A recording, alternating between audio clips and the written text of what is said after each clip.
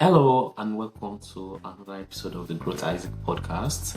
My name is Isaac and I'm your host on this podcast. It's great to be back here again, and today we'll be exploring how to forge ahead when things are uncertain, when things are unusual, when things are new, when you're testing out new grounds, when you're putting your legs in the water to test out DPTs. So on the previous episodes, we explored the different phases of growth: when you know, when you do not know, and you know you do not know, and when you do not know that you do not know.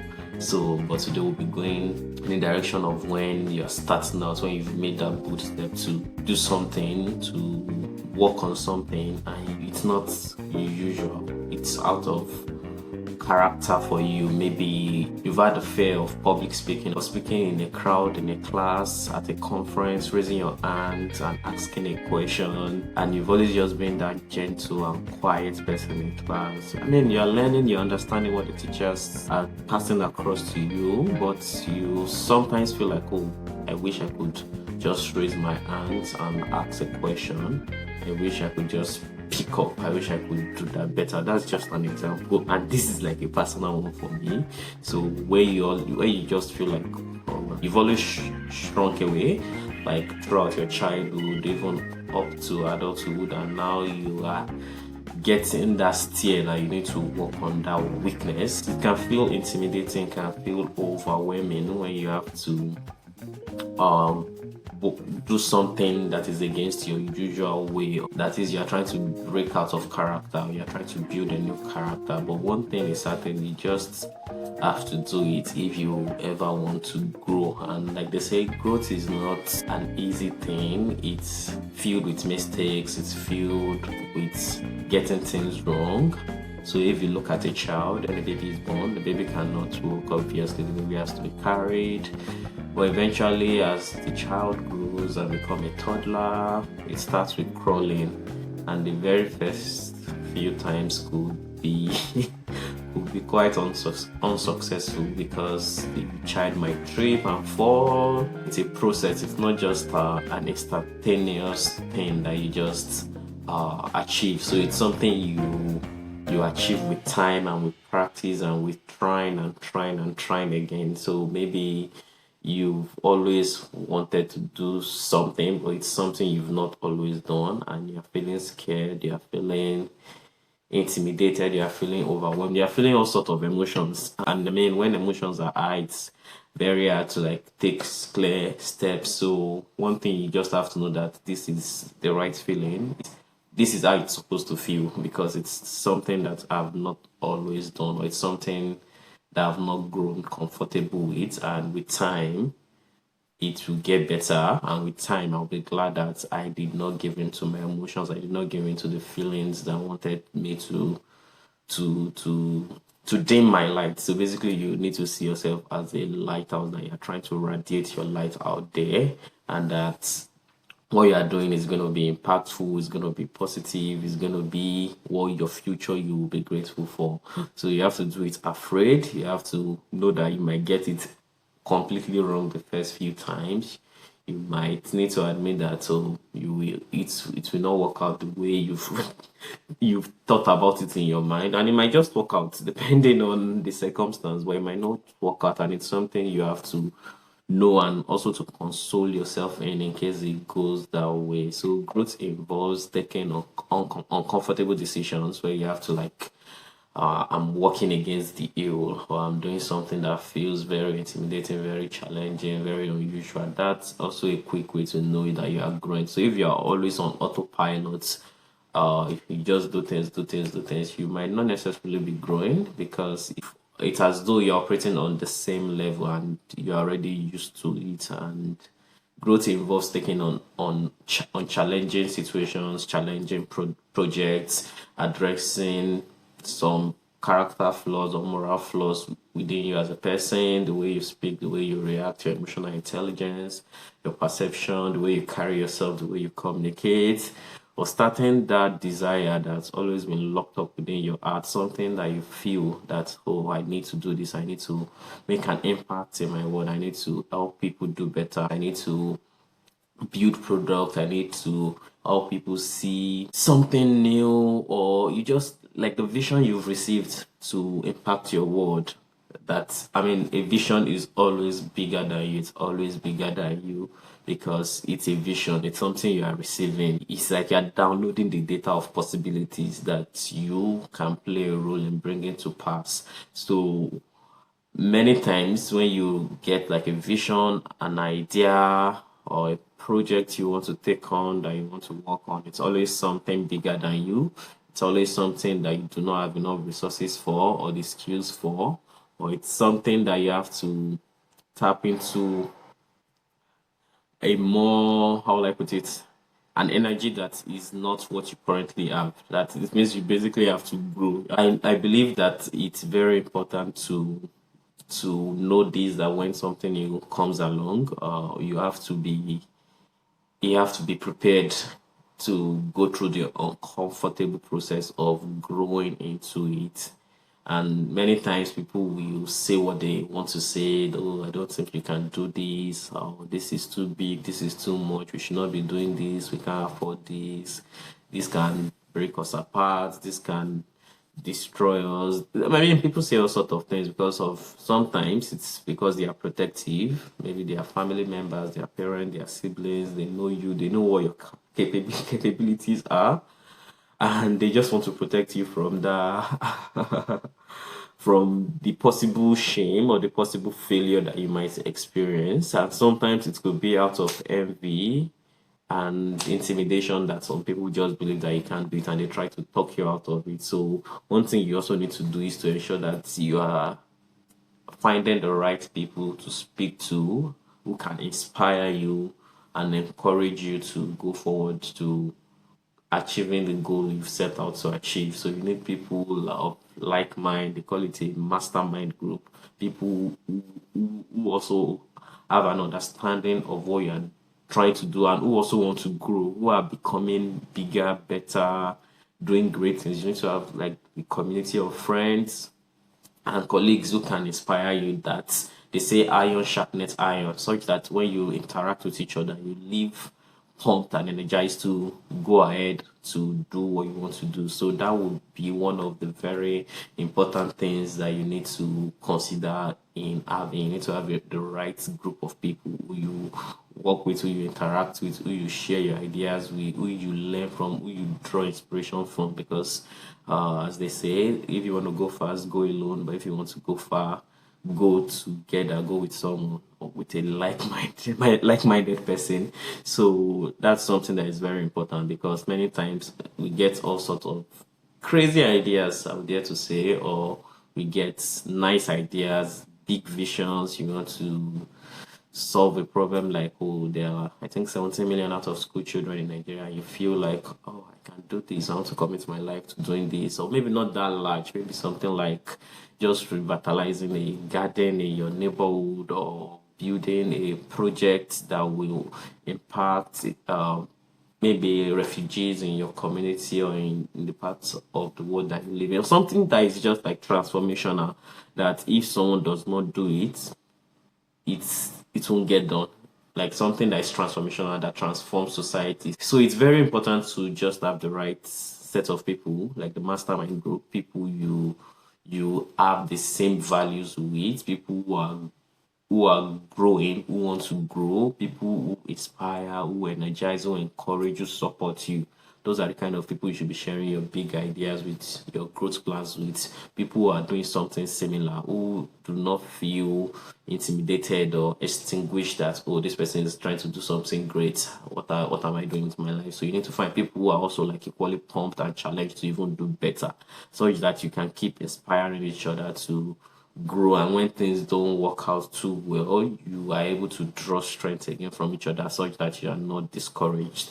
So one thing I think I started that was bigger than me when I was in my final year in uni was to start an organization. So it's a non-profit, like a social enterprise. So it's called Free Knowledge Africa. And the reason I did this was because I had this experience of people not having access to knowledge, or people I think it was a more personal experience, whereby I knew some things because I read extensively. I read book books on history. I read a lot of current affairs. I knew a lot of random facts.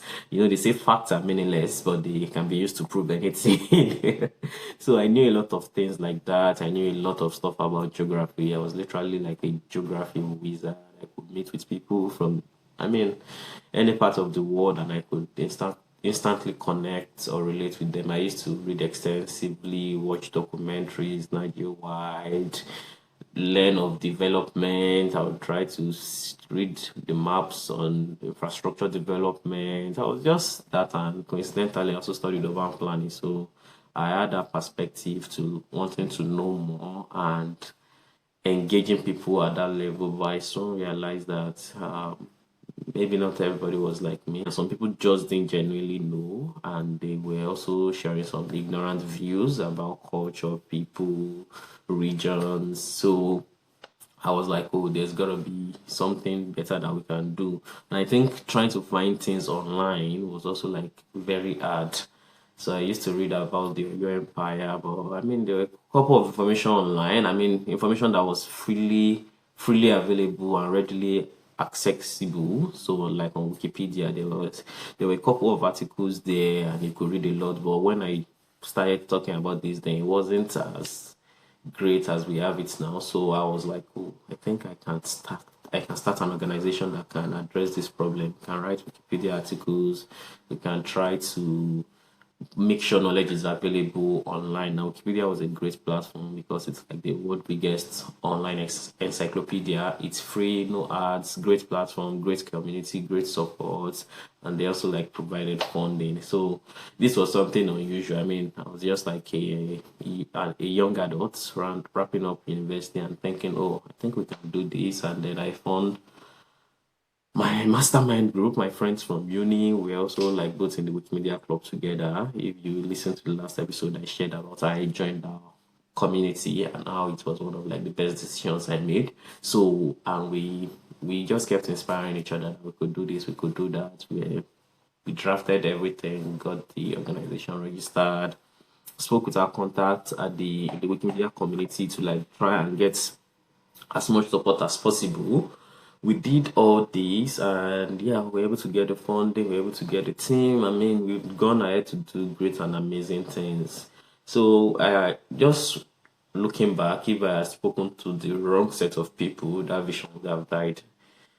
Yes, that vision would have died because it was I was doing it very scared. I was like, oh, okay, I'm trying to register an organization. How does that even work? And I did get some things wrong. With experience and time, you learn, you make better decisions. There were a couple of things I didn't know about organization strategy, managing people, managing resource, and a lot of other things in between. But if I had spoken to the wrong people or people who didn't have that perspective of solving that kind of problem, or people who had never thought of creating something or building something, it would probably have died out. Or people who felt intimidated or felt that, oh, I'll try to do something this massive. Who am I to be doing that? So I'm just sharing this, that it's really important to find your own set of people. And yeah, it's something critical that you cannot just do without it. You have to find your people and you have to be that person.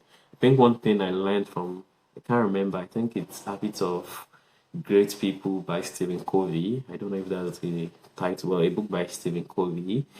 And I saw some books by, I can't remember his name right now, but he's also one of the great authors in this self-help book categories. So never discouraging people is something that I've learned. I don't discourage people no matter how crazy the idea is. I don't discourage people. I don't say that's not possible. I'm always like, wow, interesting. Wow, tell me more. Like, I don't let people feel like, oh, what they've thought is unachievable or is impossible or it doesn't make sense. And because sometimes some of the greatest inventions we have in the world today, people said it didn't make sense. People said it wasn't possible. When the Wright brothers were trying to invent the airplane, people said they were crazy. So I have a personal habit of not discouraging people and always just listening and offering my insights on how it can be achieved. So I think that's one thing that was help people find you as someone that can be trusted, as someone that they can share their idea with, and then you can grow from there. So it's important to not be the fire extinguisher. You should be the petrol to people's fire. I mean, in a positive way.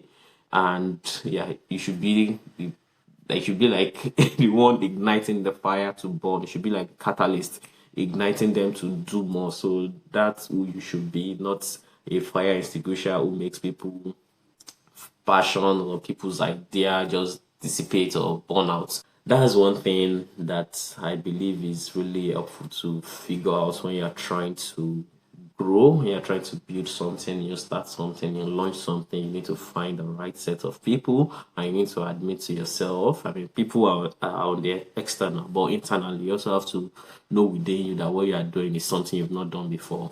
Feel the feeling of that uncertainty because it's not something you've done before, it's something new, and that's the only way to grow. Exploring, being an explorer, trying something out, doing something you've never done that doesn't look like what anybody in your community, family, neighborhood has done, like breaking out of that mood and just doing it. And also understanding that sometimes when people try to discourage you, it's not because they don't believe in you, they are just concerned for your well-being.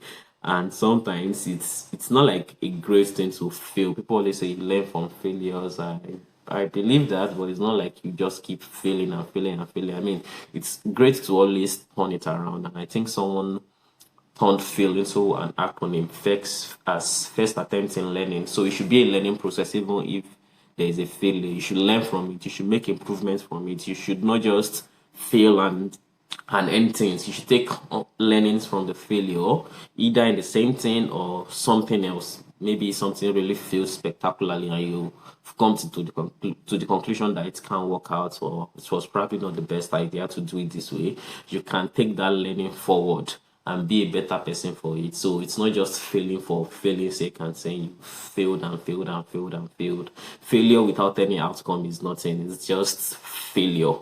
There's no positive in it. So whatever you fail in or however you fail, you should always take learnings from it and be a better person for that, and also like take your learnings from it and grow from the failure. That, oh, I've learned that this is not the way to interact with people, this is not the way to start something, this is not the way to build something, that's not the right approach. You shouldn't increase your cost so much that your profit is little and then you have to shut down. So you need to take your learnings from your failures, and you need to understand that sometimes people saying things that are not inspiring is because they just want to protect you and they don't want you to fail because they care about you. And sometimes it's because they might be intimidated and feel threatened. Or once you understand this different perspective, you are able to forge ahead with some form of courage because you know the reason why you are doing this, and you have your community supporting you and inspiring you to get it done. And when you also think of the possible outcomes, like just think when you are doubting yourself and thinking about the decision, just ask yourself, what if this works out fine? Because yes, it does work out fine.